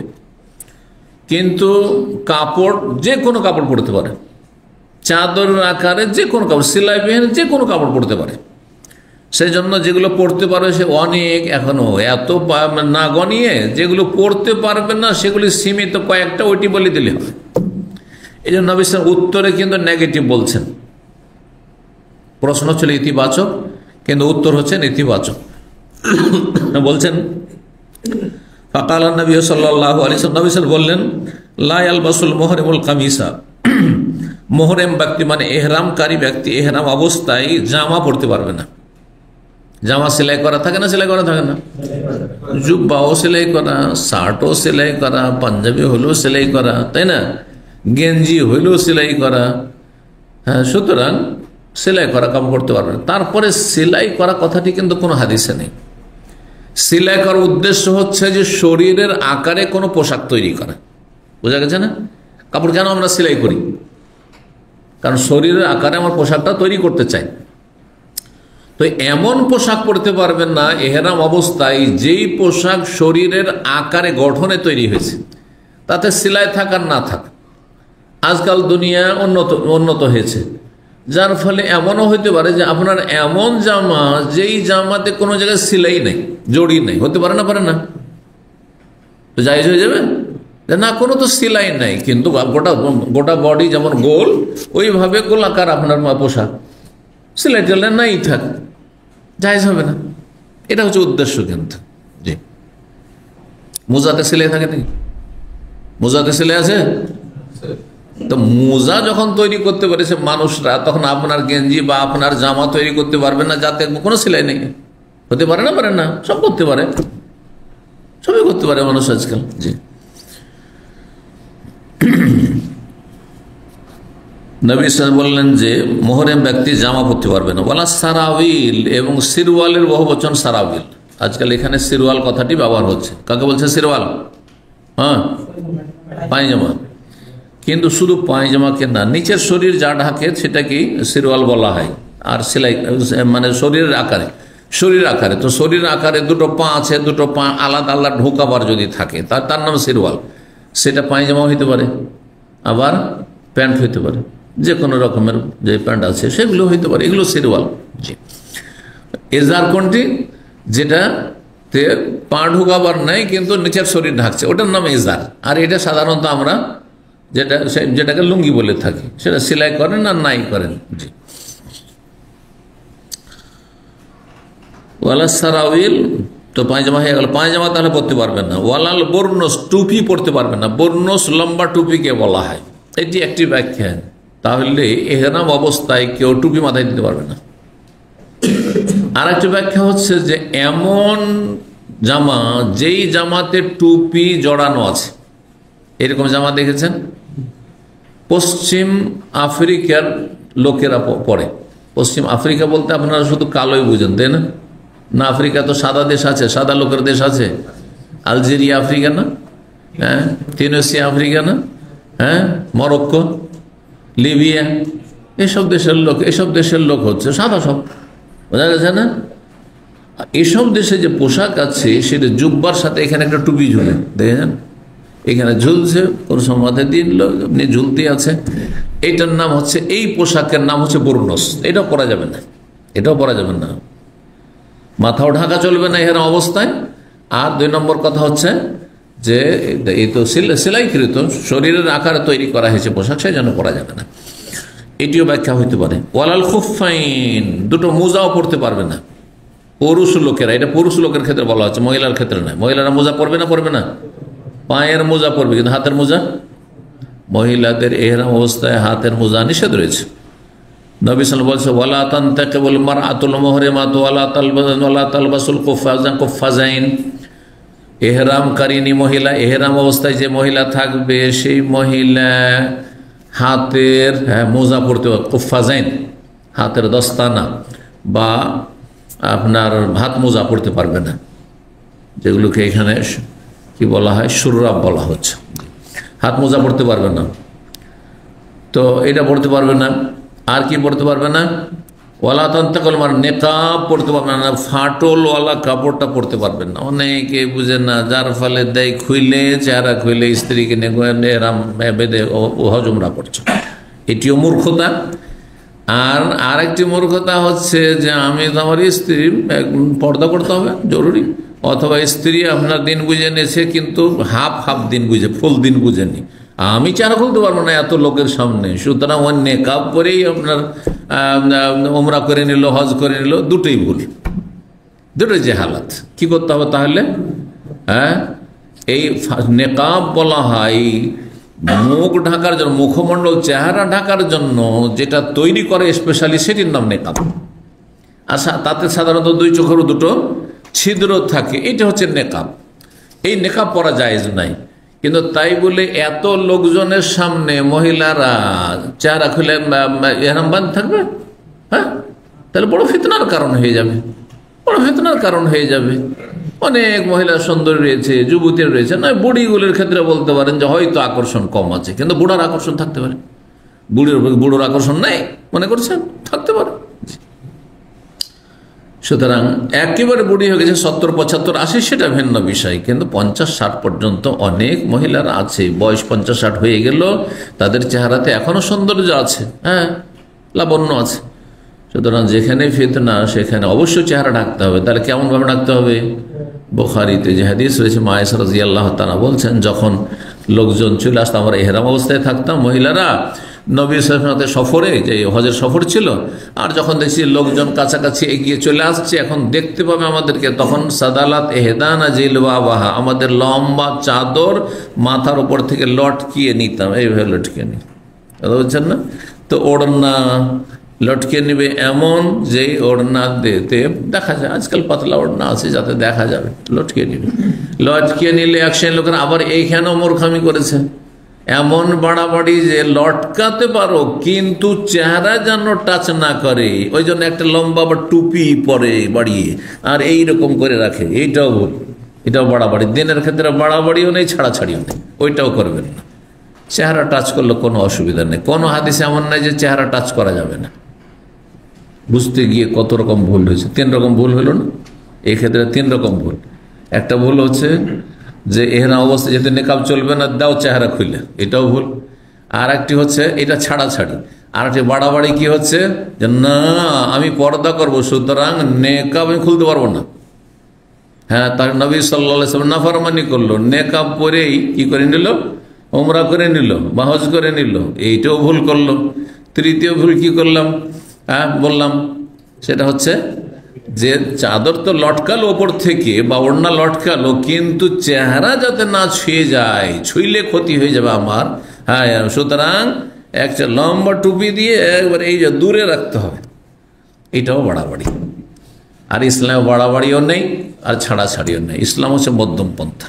সেটি হচ্ছে চেহারা ঢাকবেন সেই কাপড়ে যে ওড়না আপনার ঝুলছে তাতে, বা মহিলার ঝুলছে তাতে চেহারা স্পর্শ করুক, কোনো অসুবিধা নেই। জি, আসল বিষয় কিন্তু আমাদের খুব সহজ, এগুলি মশলা নাই। হজ উমরার ইহরামের মশলা, আসল মশলা কি, যে কামিজ পরার প্রমাণ। কামিজ বলতে গিয়ে পায়জামার কথাও আসলো, টুপির কথাও আসলো, মোজার কথা, মোজা পরতে পারবে ইল্লাই আল্লাহ না আলেন। কারো যদি স্যান্ডেল জুতা না থাকে, স্যান্ডেল জুতা নাই, আর আরব দেশের এই পাথর বিশিষ্ট মাটিতে যদি হাঁটতে হয় তো হাঁটা সম্ভব? তাহলে তো পা কেটে যাবে, ঠিক না? আমাদের দেশের ধুলো বালিতে হেঁটে না হয় খালি পায়ে হাঁটা যায় কিছু দূর, কিন্তু এসব দেশে তো খালি পা হাঁটা যাবে না। তো যদি কারো স্যান্ডেল না থাকে তাহলে মোজা পরতে পারবে, মোজা পরতে পারবে। তো কাপড়ের মোজাতে কি হবে? তাহলে বোঝা গেল এটা কাপড়ের মোজা না, খুব বলা হয় চামড়ার মোজা, খুব বলা হয় চামড়ার মোজা। চামড়ার মোজা দেখেছেন না আরব দেশে? এই চামড়ার মোজা অনেকটা পাকে রক্ষা করবে। যদি খালি পায়ে থাকেন, স্যান্ডেল নেই, হয়তো অনেক সময় মসজিদে স্যান্ডেল চুরি হয়ে যায়, খালি পায়ে হাঁটতে কষ্ট হবে, কিন্তু যদি চামড়ার মোজা থাকে তো অনেকটা পাটা রক্ষা পাবে, ছিঁড়বে তবে না মোজাটাই ছিঁড়বে, হ্যাঁ পা তো আর কাটবে না। জি, তো যদি কারো স্যান্ডেল জুতা না থাকে ফালিয়ালবাস মা হুয়া আসফাল মিনাল কাবাইন, তাহলে এমন মোজা পরবে যেটা 2 টাকনার নিচ পর্যন্ত থাকে, নিম্ন ভাগ পর্যন্ত থাকে। অন্য হাদিস পরে নাও কি মোজা পরে নাও ওয়ালিয়াখতাহুমা আসফাল মিনাল কাবাইন, কিন্তু মোজাটা উপরে উঠে আছে ওটাকে কেটে দাও, টাকনার নিচ থেকে কেটে দিতে হবে, যাতে করে জুতোর মতো বা স্যান্ডেলের মতো হয়ে যায়, টাকনা ঢাকা না থাকে। এই হুকুমটি নবী সাল্লাল্লাহু আলাইহি সাল্লামের এখনো বহাল আছে না প্রথম হুকুম ছিল? এই নিয়ে দুটো মত রয়েছে ফুকাহাদের। একদল বলছেন না এখনো বহাল আছে, কারো যদি পায়ে স্যান্ডেল না থাকে আর মোজা পরতে হয় তাহলে সেই মোজাকে টাকনার নিচে থেকে পড়তে হবে, টাকনার নিচে কেটে আপনার টাকনার নিচে নামিয়ে নিতে হবে। কিন্তু নবী সাল্লাল্লাহু আলাইহি ওয়াসাল্লাম এই হুকুমটি ছিল আপনার হুদাইবিয়ার বছর বা তারপরে বছর উমরাতুল কাজা 7ম হিজরিতে যে এসেছিলেন তখনকার হুকুম ছিল, এটি বিদায় হজের হুকুম ছিল না। বিদায় হজের সময় যখন নবী সাল্লাল্লাহু আলাইহি ওয়াসাল্লাম বলেছেন যে যার কাছে স্যান্ডেল নেই, জুতা নেই, সে যেন মোজা পরতে পারে, মোজা পরলে পড়তে পারে এরকম অবস্থায়, সেখানে কাটতে বলেননি, সেখানে কিন্তু কাটতে বলেননি। এই জন্য যদি কেউ এমন হয় যে স্যান্ডেল চুরি হয়ে গেছে আর খালি পা হাঁটতেও পারছে না, হোটেলে হেঁটে যেতে হবে, আর চামড়ার মোজা আছে বা কাপড়ের মোজা আছে পাটাকে বাঁচাবার জন্য, সে মোজা যদি ওপর পর্যন্ত পড়ে থাকে তো অসুবিধা নেই, জায়েজ রয়েছে, যতক্ষণ পর্যন্ত স্যান্ডেল জুতা না পাচ্ছে। 5795 নম্বর হাদিস বর্ণনা করছেন জাবের ইবনে আব্দুল্লাহ রাদিয়াল্লাহু তাআলা আনহু, তিনি বলেন আতান নবী সাল্লাল্লাহু আলাইহি ওয়াসাল্লাম আব্দুল্লাহ ইবনে উবাই, নবী সাল্লাল্লাহু আলাইহি ওয়াসাল্লাম আব্দুল্লাহ ইবনে উবাই মুনাফিক যখন মারা গেছিল তখন আসলেন। বাদামা উদখিলা কবরাহু, তার কবরে তাকে রেখে দেওয়ার পরে, কবরে ঢুকিয়ে দেওয়া হয়েছে, নামিয়ে দেওয়া হয়েছে, তারপরে গিয়ে পৌঁছলেন কে? রাসূলুল্লাহ সাল্লাল্লাহু আলাইহি ওয়াসাল্লাম। মুনাফিক বাহ্যিক মুসলিম না, বাহ্যিক সে মানুষের কাছে মুসলিম, কিন্তু আল্লাহর কাছে সে মুসলিম না। কারণ এই মুনাফিক কোন মুনাফিক? বিশ্বাসের মুনাফিক। আল্লাহ পরকালে বিশ্বাস ছিল না, রসুলে বিশ্বাস ছিল না, কোরআনে বিশ্বাস ছিল না। কিন্তু আমাদের সমাজে এই যাকে তাকে কোনো পাপের কারণে ও তো মুনাফিক, ওইটা কি ওই রকম মুনাফিক নাকি? ওটা হচ্ছে আমলের মুনাফিক। তারপরে এভাবে আপনাকে মুনাফিক ট্যাগ লাগানো জায়েজ নাই, কারণ আপনি তো গায়েব জানেন না আসলে কি সে মুনাফিক, আমলের মুনাফিক। আপনি হয়তো একটা তার আমল আপনার দৃষ্টিতে সেটা আপত্তি করা হয়েছে, অন্যায় হয়েছে, মুনাফিকের লক্ষণ এসে যেন মুনাফিক। তারপরে মুনাফিকের একটা লক্ষণ থাকলে মুনাফিক হয়ে যায় না? সবগুলি লক্ষণ লাগে বা অধিকাংশ লাগে, বুঝছেন না? এই জন্য কি আপনার সাথে ওয়াদা করেছিল, ওয়াদা খেলাফি করলো, টাকাটা দিতে চেয়েছিল, ভাই আপনাকে এই 1 মাসের মধ্যে টাকাটা দিয়ে দেবো, আর তারপরে 1 মাস পার হয়ে চলে গেল, দিল না। আপনি তো মুনাফিক, দিলেন মুনাফিক বানিয়ে, সেই একটা চরিত্র, খারাপ চরিত্রের জন্য না, এটা হারাম, জায়েজ নয়। আপনি গুনাহ করলেন, আপনি বান্দার হক নষ্ট করলেন। আপনি আমাদের সমাজে লোকেরা এমন কথাবার্তা বলে, নিজের আমল নষ্ট করে, নিজের পরিণাম খারাপ করে। অনেক ভালো মানুষরা আবেগই বেশি বিবেকই চাইতে, বিবেক কে কাজে লাগায় না, আবেগকে কাজে লাগায় না, মোটেই জায়েজ নয়। যতক্ষণ পর্যন্ত অধিকাংশ মুনাফিকের লক্ষণ না পায় ততক্ষণ পর্যন্ত আমলের মুনাফিক বলা যাবে না। যেমন বেদাতি বলার জন্য একটি বেদাত থাকলে বেদাতি বলা জায়েজ নয়। জি, এখন কিছু আহলে হাদিস সম্মিলিত মোনাজাত করছে, শুধু একটি বেদাত ধরেন আছে বা 2টি বেদাত, সেটা বেদাতি বলবেন, এটি সীমা লঙ্ঘন, বাড়াবাড়ি। কিছু আহলে হাদিস আছে ধরেন ওদের সাংগঠনিক বায়াত করছে, এই একটি বেদাত আছে, সে তাদেরকে বেদাতি বলবেন না, এটা সীমা লঙ্ঘন। আপনি দুনিয়ার স্বার্থে বলেছেন, না হয় সীমা লঙ্ঘন করেছেন। আপনি ঠান্ডা মাথায় বলেননি, আপনি সুস্থ মস্তিষ্কে বলা উচিত ছিল আপনাকে। এই জন্য শেখ আলবানী রাহমাহুল্লাহকে জিজ্ঞাসা করা হয়, শেখ আলবানী রাহমাহুল্লাহ কখনো কখনো কিছু আমল অন্যরা করে, সে আমলকে বেদাত বলেছেন। যেমন রুকুর পরে, রুকু থেকে উঠে বুকে হাত বাঁধা, এটিকে আলবানী কি বলেছেন? বেদাত বলেছেন, বেদাত দলালা বলেছেন। তখন তাকে লোকেরা জিজ্ঞেস করলেন যে আপনি যে এটিকে বেদাত বললেন, তাহলে আরব দেশের লোকেরা যে এটি করে, শেখ বাজ বিন উসাইমিন, তাদের ফতোয়া এটি যে রুকুর পরে কি করতে হবে? বুকে হাত বাঁধতে হবে, এটি সুন্নাত। তা এইসব বিজ্ঞ ওলামা, বিশ্বের সবচেয়ে বড় বড় ওলামা, তারা বলছেন সুন্নাত, আর আপনি বলছেন বেদাত, তাহলে তারা কি বেদাতি? তখন তিনি কি বলেছিলেন? আমাদের দেশের আলেমদের মতো যে একটা বেদাত থাকলে বেদাতি? না না, মোটেই না। কি বলেছেন? বেনা কাল্লা, কোশ্চেন কালেও বেদাতি বলছি না, বরং বেদাতি কাকে বলা হয়? যে বেদাতকে ভিত করে ধর্মকর্ম করছে। আর একটি দুটি কারো জীবনে বেদাত থাকলে সে বেদাতি নয়, তার মধ্যে বেদাত, ফিহে বেদাতন, তার মধ্যে বেদাত আছে, কিন্তু সে বেদাতি নয়। এবার বুঝতে পেরেছেন? তো আহলুল হাদিস যারা, সালাফি যারা, তাদের ভিত হচ্ছে কোরআন সুন্নাহ। তাদের ভিত হচ্ছে কি? ফাউন্ডেশন হচ্ছে কোরআন সুন্নাহ, ওহী। কিন্তু এই ওহী বুঝতে গিয়ে কোন একটা বেদাতকে সুন্নাত মনে করেছে, কোন একটি বেদাতকে কি করেছে? সুন্নাত মনে করেছে। যে অধিকাংশ সেটিকে বেদাত বলেছেন, বা প্রায় সমস্ত ওলামাই বেদাত বলছেন, সুন্নাত বলছেন না, তিনি সেটিকে বলছেন না এটি শরীয়তের কাজ, তাহলে তাকে বেদাত বলা, বেদাতি বলা জায়েজ না। এটি সীমালঙ্ঘন আপনার হবে, জুলুম করলেন না। এর জন্য পকড়াও হইতে পারে রবের কাছে। জবানকে সংযত রাখবেন সবসময়। তো এই জন্য দেখেন, এক শ্রেণীর লোকেরা যারা সম্মিলিত মোনাজাত করে না, আর আরেক দল আহলে হাদিস সম্মিলিত মোনাজাত করে, ওর তো বেদাতি না, আপনি জুলুম করলেন না। আর একজন আরেকটি বেদাত করে, হ্যাঁ, তখন ও তো বেদাতি, এটা বেদাতি না, বেদাতি বলা যায় না। কিন্তু বায়াতটি বেদাতে কথা বলতে পারে, সম্মিলিত মোনাজাত বেদাত, এটি বলতে পারেন। এই একটি বেদাত তোদের মধ্যে আছে, এটা বলতে পারেন। বেদাতকে ভিত্তি করে ধর্মকর্ম কারা করে? যারা দলিলের পরোয়া করেন না। নামাজ শুরু করবে, রাসূলুল্লাহ সাল্লাল্লাহু আলাইহি সাল্লামের নামাজ শুরু হয় তাকবীরে তাহরিমা দিয়ে, শেষ হয় কি দিয়ে? সালাম দিয়ে শেষ হয়। ওরা বলছেন না না, আমাদের বুজরুগানে দিনারা শিখিয়েছে নিয়ত পড়ে শুরু করতে হবে, জায়নামাজের দোয়া দিয়ে শুরু করতে হবে, আর কি দিয়ে শুরু করতে হবে? ইক্তাদাই তো বিহাজাল ইমাম দিয়ে শুরু করতে হবে। ইমাম হলে আনা ইমামুল লিমান হাজার আমাল্লাম ইহাজার বলতে হবে। শেষ করতে হবে কি দিয়ে? বলছে সালাম ফিলে শেষ হয়নি, বসো, মোনাজাত করে যেতে হবে, কথা বলছেন।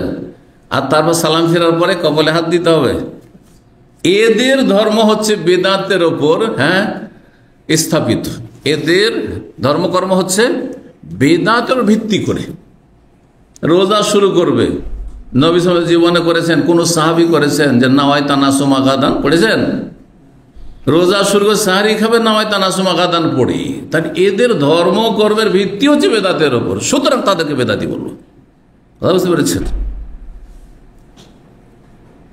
দিন কায়েম করা মানে তৌহিদ, তৌহিদ ছাড়া দিন হয় না। তৌহিদ হচ্ছে লা ইলাহা ইল্লাল্লাহ, তৌহিদুল ইবাদাহ, তৌহিদুল উলুহিয়া।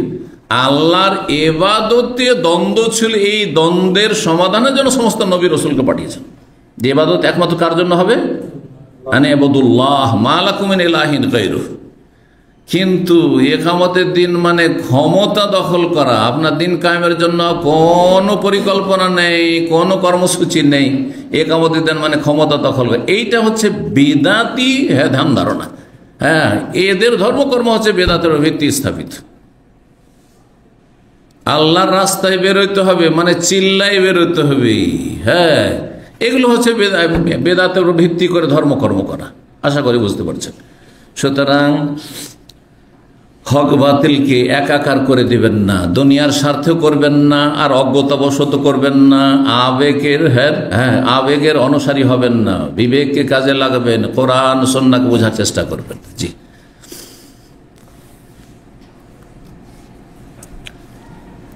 তো বলছেন এই হাদিসে যে নবী সাল্লাল্লাহু আলাইহি ওয়াসাল্লাম আসলেন আব্দুল্লাহ বিন উবাইর কাছে, বাদামাউদ খেলা কবর, যখন তাকে তার কবরে নামিয়ে দেওয়া হয়েছিল, মানে মারা গেছে আর তারপর কবরে নামানো হয়েছে। কি জন্য এসেছিলেন তারপর হাদিসে আসছে যে তার ছেলে কিন্তু খাঁটি সাহাবী ছিলেন, পরেজগার সাহাবী।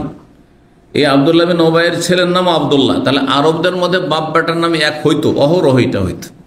আমাদের দেশে সম্ভব? আরে চাচার নাম, মামার নাম আছে, ওইটাও রাখা যাবে না। গোটা বংশে একটা নাম আছে, তাই রাখবেন না। অনেক সময় আমার কাছে অনেকের নাম চাই, তো আমি একটা তো দিনে 3-4টা দিই, তো 4-5টা নাম দিলাম, তো ভালো ভালো নাম ধরেন দিলাম সলেহ, তো বলছে আমাদের গোটা বংশে একজন সলেহ আছে, ওইটা চলবে না। বুঝতে পারছেন না? অথচ আরবদের ঘরে ঘরে, হ্যাঁ, ঘরে ঘরে চাচা ভাতিজা মামা ভাগিনা সব একই নাম, আছে না নেই? কোনো দোষের কথা নেই। এখনকার চাইতে বেশি আগে ছিল। আবদুল্লাহর ছেলে আবদুল্লাহ, মোহাম্মদের ছেলে মোহাম্মদ, মোহাম্মদ বিন মোহাম্মদ, অহরহ এগুলো ছিল, কোনো দোষের কথা নেই। বাব্বাটার নাম এক হয়ে গেলে কি হলো অসুবিধা? যদি স্বামীর নাম, বাপের নাম স্বামীর না, কি বলছে, ছেলের নাম স্বামীর নাম বা ভাইয়ের নাম স্বামীর নাম হয়ে যায় আমাদের সমাজে। হ্যাঁ, এইটা উদাহরণ দিলে বেশি ভালো হবে। ভাইয়ের নাম ছিল একটা, তারপরে বিয়ে হয়েছে এমন ছেলের সাথে যার নামটাও ভাইয়ের নাম, আর ওই ভাইয়ের নাম বলে ডাকবে, ছোট ভাই হলো, এটা বলা যাবে না। আরে আশ্চর্য কথা, ফাতেমা, হালিমা, হ্যাঁ, এই নাম ধরে, হ্যাঁ, নাম ধরে ডাকতেও আপত্তি, কিসের জন্য? হ্যাঁ, মা না হয়ে যায় তো নিয়ত গেল কোথায়? নিয়ত গেল কোথায়? তো এসব কি বলবেন, দিন সম্পর্কে অজ্ঞতার কারণে এসব। তো যাই হোক, আমরা আগে যাই। ফামারা বেহি, রাসূলুল্লাহ নির্দেশ দেয়, ফাউখরিজা, বের করা হলো। তাহলে প্রয়োজন বশত, প্রয়োজন জরুরি না হইলে কোনো মৃতদেহকে কবরে নামিয়ে দেওয়ার পরে উঠানো যায় না, বের করা। কিন্তু ধরেন তদন্ত করতে হবে, হ্যাঁ, তদন্ত বাকি আছে। কবরে অনেক সময় কবরে দাফন করার লাশ উঠাচ্ছে কিনা, এইরকম ক্ষেত্রে এই হাদিস দলিল হবে। কিন্তু এমনি এমনি একজন কেউ দেখতে চাইছে, সেই জন্য কবরে নামিয়ে দেওয়ার পরে উঠাবেন ওপরে, না মোটেই যায় না, আর উঠা চলবে না। রাসূলুল্লাহ সাল্লাল্লাহু আলাইহি ওয়াসাল্লাম স্বয়ং সেখানে আছেন, উঠাতে বললেন, বের করা হইল। ফাওজি আলা রুকবাতাইহি, তারপর নবী সাল্লাল্লাহু আলাইহি ওয়াসাল্লামের দুই হাঁটুর ওপর এই মৃতদেহ রাখা হলো। কাফের, মুনাফিক, কিন্তু কালেমা যেহেতু বাহ্যিক পড়েছে, আর তার ছেলে খাঁটি মুসলিম, এবং তার একটা অবদান ছিল। আব্বাস রাদিয়াল্লাহু যখন বন্দী হয়েছিলেন তখন একটা জামা দিয়েছিল, ঠান্ডার সময় রাসূল চাচার জামা ছিল না, সে একটা জামা দিয়েছিল এই মুনাফিক, মদিনায় যেহেতু মদিনার নেতা ছিল সে। তো এই সব কারণে কি করলেন নবী সাল্লাল্লাহু আলাইহি সাল্লাম, লাশটা উঠিয়ে ওয়া নাফাসা আলাইহি মির রিকিহি, নবী সাল্লাল্লাহু আলাইহি সাল্লাম তার থুথু মোবারক তাতে ফু দিলেন। ওয়ালবাসাহ কামিসাহ, তাকে একটি জামা পরিয়ে দিলেন। নবী সাল্লাল্লাহু আলাইহি সাল্লামের শরীরে যে ব্যবহার হয়েছে, মোবারক শরীরে যে জামা, সেই জামা দিয়ে দিলেন, হ্যাঁ, তার কাফনের সাথে পরানোর জন্য। জি, যদি এইসবের ওসিলায় যদি কিছু আযাব হালকা হয়, আর নাই হোক, কাফের আযাব তো হালকা হবে না, কারণ মুনাফিক আকীদা বিশ্বাসের মুনাফিক, কিন্তু তার ছেলে যে খাঁটি মুসলিম, তার মনের একটু সান্ত্বনা হবে যে নবী সাল্লাল্লাহু আলাইহি ওয়াসাল্লাম আমার আব্বা যেন কিছু করেছেন, ঠিক না? আর সেও এক সময় এহসান, অবদান রেখেছিল, আমার চাচাকে একটা পোশাক দিয়েছিল, তো আমিও দিলাম, তো বদলাটাও দিয়ে দিলাম, তার কোন অবদান আমার থাকলো না। কেউ যদি আপনার উপর কোনো অনুগ্রহ অবদান রাখে আর আপনিও তার উপর কিছু রাখলেন, তো বদলা কিছুটা দিয়ে দিলেন। জি, আল্লাহু আলাম, আল্লাহ ভালো জানে। বুখারী আল্লাহ বলছেন যে নবী সাল্লাল্লাহু আলাইহি ওয়াসাল্লাম এটা করেছেন। 5796 নম্বর হাদিস বানাবছেন আব্দুল্লাহ বিন ওমর বলেছেন, লাম্মা তুফি আব্দুল্লাহ বিন উবাই, যখন মারা গেল আব্দুল্লাহ বিন উবাই মুনাফিক, যা ইবনুহু, তার সন্তান আসলেন রাসূলুল্লাহর কাছে। তার সন্তানের নামও ছিল কি? আব্দুল্লাহ, যেটা বলছিলাম। এসে বলে, ইয়া রাসূলুল্লাহ আতানি কামিস, আপনার জামাটা দেন তো। ওকাফেনু ফিহি, আমার আব্বা যে মুনাফিক মারা গেছে, তাকে আমি কি করব? আপনার জামাটা দিয়ে কাফন দেব। তাহলে বোঝা গেল যে কাফনের জন্য একেবারে নতুন কাপড় হইতে হবে, সাদা কাপড় হইতে হবে, আর সেলাইবিহীন হইতে হবে, এমন কিছু না, জামা দিই। জি, কিন্তু আজকাল আলহামদুলিল্লাহ অভাব নাই, সেই জন্য আমরা সাদা কাপড়, উত্তম নতুন কাপড় হলে ভালো, কিন্তু অনেক বেশি দামি কাপড় যেন না হয়। ওয়াসাল্লি আলাইহি, এবং তার জানাজা পড়ে দেন ইয়া রাসূলুল্লাহ। ওয়াস্তাগফিরুল্লাহ, ওর জন্য আল্লাহর কাছে ক্ষমা প্রার্থনা করেন, যদি আল্লাহ মাফ করে দেন, আপনার জানাজার মাধ্যমে যদি তার মুক্তি কিছুটা হয়ে যাবে, হালকা হয়ে যায়। ফাআতাহু কামিস, নবী সাল্লাল্লাহু আলাইহি ওয়াসাল্লাম নিজ জামাটি দিয়ে দিলেন তার ছেলের কথায়। তাহলে কারো মন জয় করার জন্য, সান্ত্বনার জন্য কিছু করা উচিত, যদি সে ভালো মানুষ হয়। চাইছে যার জন্য, সে হয়তো ভালো মানুষ নয়, কিন্তু যিনি চাইছেন বা যে চাইছে সে ভালো মানুষ, তার মন জয় করার জন্য, তার অন্তরকে আকৃষ্ট করার জন্য, তার সন্তানের জন্য তার কথা রাখা ভালো। নবী সাল্লাল্লাহু আলাইহি ওয়াসাল্লাম তাই করেছেন। জি, ওয়াকাল লাহুম, আর বললেন তাকে, ইযা ফারাগতা মিনহু ফাআযান্না, যখন তোমার কাফন দেওয়া হয়ে যাবে তখন আমাকে জানাইও। ফালামা ফারাগা, যখন কাফন দেওয়া প্রস্তুত হলো, আযানাহু, নবী সাল্লাল্লাহু আলাইহি ওয়াসাল্লামকে জানালেন ওই আব্দুল্লাহ বিন উবাই, মুনাফিকের ছেলে, মুসলিম সে আব্দুল্লাহ। ফাজা আসলেন লিয়াসাল্লি আলাইহি, জানাজা পড়ার জন্য, জানাজার সালাত পড়তে রাসূলুল্লাহ সাল্লাল্লাহু আলাইহি ওয়াসাল্লাম। কার জন্য? সবচেয়ে বড় মুনাফিক এই উম্মতের, ওর জন্য।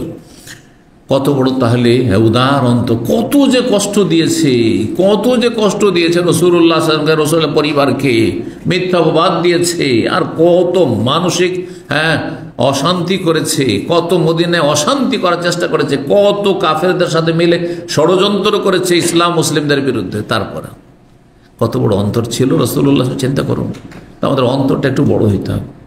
অন্তরে যদি উদারতা থাকে তো আপোষের সহি আকিদার, একই আকিদার লোকেদের মধ্যে এত কলহ বিবাদ থাকার কথা নাই। শুধু একটা পদ পেলাম না, কেউ পদ দেওয়া হইল না, সেই জন্য গ্রুপিং তৈরি হয়ে গেল আর মারামারি শুরু হয়ে গেল। এত সংকীর্ণতা, ইখলাস কোথায় গেল তাহলে? উদারতা কোথায় রয়েছে? আর আপনার সহি আকিদার যে বিশেষ ভ্রাতৃত্ব, এক তো ইসলামিক ভ্রাতৃত্ব যে কোনো মুসলিমের সাথে রয়েছে, বেদাতি হইলেও তার সাথে একটা ভ্রাতৃত্ব বোধ আপনার থাকা উচিত। তাহলে সহি আকিদার ভাইয়ের সাথে আপনার এই ভ্রাতৃত্ব বোধ কোথায়? আর এর শ্রদ্ধা সম্মান কোথায়? আল্লাহ বুঝার তৌফিক দান করুন। আজকালকার জামানায় ইখলাস পাওয়াটা কঠিন। অধিকাংশ মানুষ দুনিয়ার বিশেষ বিশেষ টার্গেট নিয়ে কাজ করছে। যতই আল্লাহ, রসুল আর আখিরাত আর ইসলাম খুব বলছে, কিন্তু এখলাস, খাঁটি এখলাসে যখন যাচাই বাছাই হবে তখন সব ছাঁটাই হয়ে যাবে, হয়তো সব ছাঁটাই হয়ে যাবে। ইল্লা মান রাহিমাল্লাহ, আল্লাহ হেফাজত করুন আমাদের। জানাজা পড়তে গেলেন রাসূলুল্লাহ সাল্লাল্লাহু আলাইহি ওয়াসাল্লাম। ফাজাযাবা ওমর রাদিয়াল্লাহু তাআলা, নবী সাল্লাল্লাহু আলাইহি ওয়াসাল্লাম ধরে টান দিলেন। রাগ থামতে পারছেন না। আরে সারা জীবন এত শত্রুতা করলো, এত শত্রুতা করলো, আর তার জানাজা আপনি পড়বেন কেন? ধরে টানছেন রাসূলুল্লাহ সাল্লাল্লাহু আলাইহি ওয়াসাল্লামকে ওমর রাদিয়াল্লাহু তাআলা আনহু। ফাকালা, আর বলেন, আলাইসা কাদ নাহাকাল্লাহ, আল্লাহকে আপনাকে নিষেধ করেনি আন তুসাল্লি আল মুনাফিকিন, মুনাফিকদের জানাজা পড়তে? আল্লাহ তো নিষেধ করেছেন। তখন এই আয়াত নাযিল, ইস্তাগফির লাহুম আও লা তাস্তাগফির লাহুম, এইসব মুনাফিকদের জন্য হে নবী তুমি আল্লাহর কাছে ক্ষমা চাও আর না চাও, যত ইস্তেগফার করো, ইন তাস্তাগফির লাহুম ৭০ মাররাতান, ৭০ বার করে যদি আল্লাহর কাছে ক্ষমা চাও যে আল্লাহ এই মুনাফিকগুলোকে মাফ করে দাও, ফালা ইয়াগফিরাল্লাহু লাহুম, কখনো আল্লাহ মাফ করবেন না, কোশ্চিন কালেও আল্লাহ ক্ষমা করবেন না। তো আল্লাহ তো ক্ষমা করবেন না বলেছেন, তা আপনি কেন ক্ষমা চাইতে যাচ্ছেন আর কেন জানাজা পড়তে চাইছেন? সূরা তাওবার আয়াত নম্বর ৮০। নবী সাল্লাল্লাহু আলাইহি ওয়াসাল্লাম বললেন যে আমি যদি জানতাম যে আল্লাহ ৭০ বার যদি কি করো ক্ষমা চাও তবুও আমি ক্ষমা করব না, আমি যদি জানতে পারতাম যে ৭১ বার করলে আল্লাহ শুনবেন, তাহলে ৭১ বার আল্লাহর কাছে আমি চাইতাম যে এই মুনাফিকগুলোকে আল্লাহ মাফ করে দাও। তাহলে কত উদারতা ছিল, চিন্তা করুন তো, কত উদারতা অন্তরে ছিল যে শত্রুর সাথেও এই আচরণ করতে পারছেন। আমাদের কিছু শিখতে হবে নবী সাল্লাল্লাহু আলাইহি ওয়াসাল্লামের সিরাত থেকে। শুধু দু চারটি কথা শিখে নিয়ে শুধু আপনি মনে করছেন আমি সহি আকীদা আর সহি আমলওয়ালা হয়ে গেছি, এতে যথেষ্ট নয়। সারা জীবন থেকে শিখতে হবে, জীবনের প্রতিটি ক্ষেত্রে শিখতে হবে। তো তারপরে আরেকটি আয়াত নাযিল হয়ে গেল। আয়াতটি হচ্ছে আয়াত নম্বর ৮৪ সূরা তাওবার। আগেরটি ছিল আয়াত নম্বর ৮০। এখন ওয়ালা তুসাল্লি আলা আহাদিম মিনহুম, এই মুনাফিকদের কারো জানাজা পড়বে না। আল্লাহ কি বলছেন? এই মুনাফিকদের কারো জানাজার সালাত পড়বে না। মাতা আবাদান, যে চিরকাল এই কুফরির ওপর মারা গেছে, মুনাফিকের ওপর মারা গেছে। ওয়ালা তাকুম আলা কবরি, এমনকি তাদের কবরের পাশে গিয়েও দাঁড়াবেন না। আল্লাহ বলছেন যে তাদের কবর পাশে গিয়েও দাঁড়াবেন না হে নবী। ইন্নাহুম কাফারু বিল্লাহি ওয়া রাসূলিহি, আল্লাহ এবং রাসূলের সাথে কুফরি করেছে। ওয়া মাতু হুম ফাসিকুন, তারা পাপিষ্ট হয়ে মারা গেছে, বড় ফাসিক হয়ে। কারণ মুনাফিক হচ্ছে বড় ফাসিক। ফাতারাকা সালাত, এই আয়াত নাযিল হওয়ার পর রাসূলুল্লাহ সাল্লাল্লাহু আলাইহি ওয়াসাল্লাম মুনাফিকদের জানাজা পড়া পরিত্যাগ করলেন, যে এখন স্পষ্ট আল্লাহ নিষেধ করেছেন। কিন্তু আগের আয়াতে স্পষ্ট বারণ ছিল না। যতক্ষণ কোনো সুযোগ ছিল আল্লাহর কাছে ততক্ষণ রাসূল সুযোগ গ্রহণ করতেন, কারণ আল্লাহ সেখানে কিন্তু স্পষ্ট নিষেধ করেননি। কি বলেছেন? হে নবী তুমি তাদের জন্য ক্ষমা চাও আর না চাও সবটাই সমান। বোঝা গেছে না? 70 বার করেও যদি ক্ষমা চাও তবু আল্লাহ ক্ষমা করবেন না। কিন্তু নিষেধ কি করলেন? যদি আপনাকে বলা হয় তুমি বলো আর না বলো, তুমি যদি 100 বার বলো, হ্যাঁ, তবু ওই কথার মূল্য নেই। আমি কি নিষেধ করেছি বলতে? আপনি যদি বলেন যে আমি বলতেই থাকবো তারপরে, তো আপনি কি কোনো স্পষ্ট কোনো আমার আদেশের অমান্য করলেন? অমান্য তো করলেন না। আপনি বলো আর না বলো তোমার ইচ্ছে, কিন্তু কাজ হবে না। আপনি তারপরও আশা করে বলতে থাকলেন। নবী ইসলাম তাই করেছে। কিন্তু যখন একবার নিষেধাজ্ঞা চলে আসলো, ওয়ালা তুসাল্লি আলা আহাদিন মিনহুম, কারো জানাজা পড়তে পারবে না কোনো এই কাফের মুনাফিকদের, তখন আর জানাজা পড়েন রাসূলুল্লাহ সাল্লাল্লাহু আলাইহি ওয়াসাল্লাম। এই ছিল হাদিস। এখানে আজকের আলোচনা শেষ করি। ওয়া জাযাকুমুল্লাহু খাইরান ওয়া সাল্লাল্লাহু ওয়া সাল্লাম আলা নবিয়িনা মুহাম্মদ ওয়া আলা আলিহি ওয়া সাহবিহি আজমাইন।